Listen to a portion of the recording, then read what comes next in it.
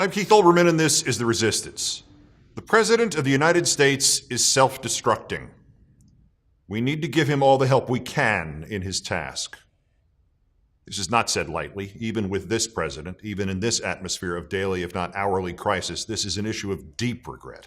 Ordinarily, the last thing in the world any American would want is a leader bent on destroying himself and ending his presidency. But the threat to our freedoms, our heritage, our way of life, our lives themselves is so overwhelming and unprecedented that putting aside the almost immeasurable anger and resentment that this childish, petulant, selfish man engenders, it is still with genuine sadness that we must look at his self-destruction and say it simply and resolutely, better him than our country. Trump advisors and confidants describe the president as increasingly angry over the investigation, yelling at television sets in the White House carrying coverage, write Jonathan Lemire and Julie Pace of the Associated Press on June 16th. He has watched hours of TV coverage every day, sometimes even storing morning shows on his TiVo to watch in the evening and complain nonstop, writes Josh Dawsey at Politico on June 15th.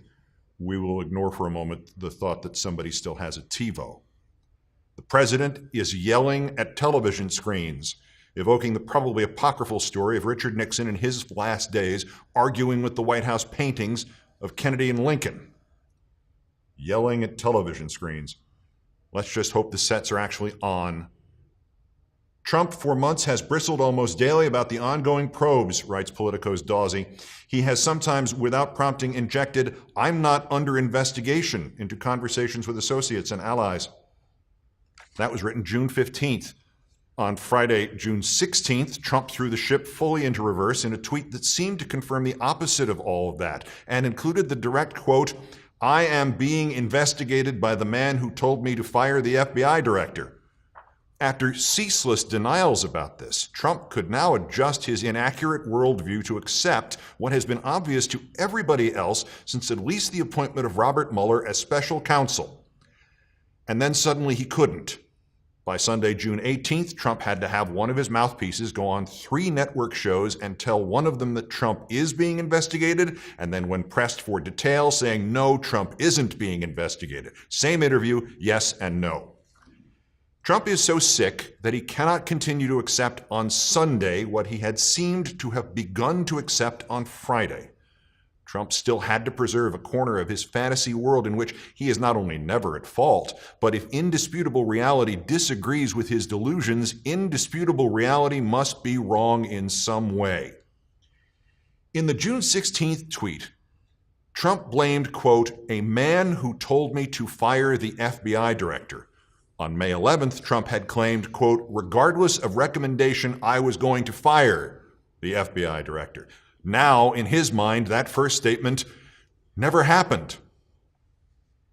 You know, of course, about last week's terrifying cabinet meeting in which Trump claimed, "never has there been a president, with few exceptions, who has passed more legislation, done more things," when in fact next to nothing has passed, next to nothing has been done.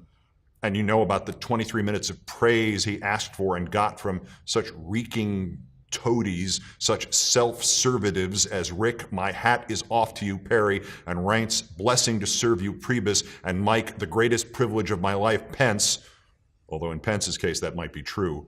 It evoked the counsels of North Korea, or perhaps the flattering of the Roman Emperor Caligula to keep him from killing everybody in the room, or maybe from the episode of The Twilight Zone, where the 6-year-old boy has the power to destroy everything on Earth merely by wishing it, and the remaining adults vie to appease him. Or, less chillingly, and perhaps more in accordance with the farce of this administration, the governor that Mel Brooks plays in his movie Blazing Saddles, who tells his cabinet that they must protect their phony baloney jobs. And they all join him in saying, "harumph, harumph." And then Brooks stops and points at one of them and says, "I didn't get a harumph out of that guy." And the holdout finally says, "harumph," and Brooks stares and points at him again and says, "You watch your ass." You know of this Monday meeting with the president of Panama in which he said, "The Panama Canal is doing quite well. I think we did a good job building it," as if it was just finished. It opened on August 15th, 1914. And maybe most disturbingly of all, there is this.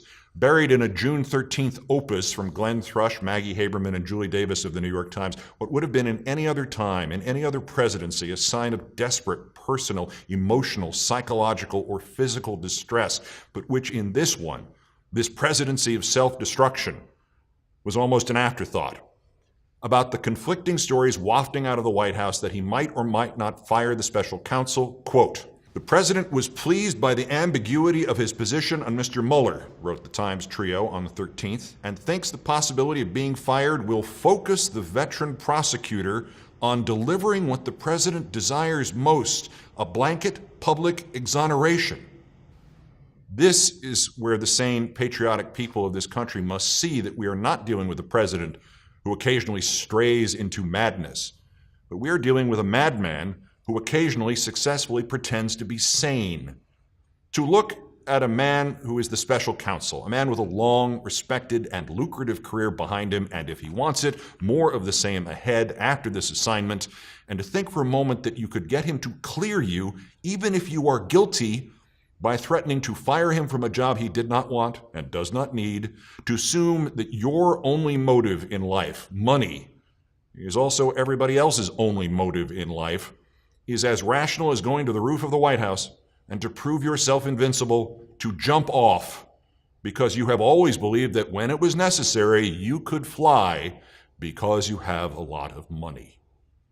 And right now, in this atmosphere of daily, if not hourly crisis, his critics, his sycophants, his self-servitives are not going to be able to convince Trump that he cannot fly. So the country will have to hope for the best and let him jump. Resist. Peace.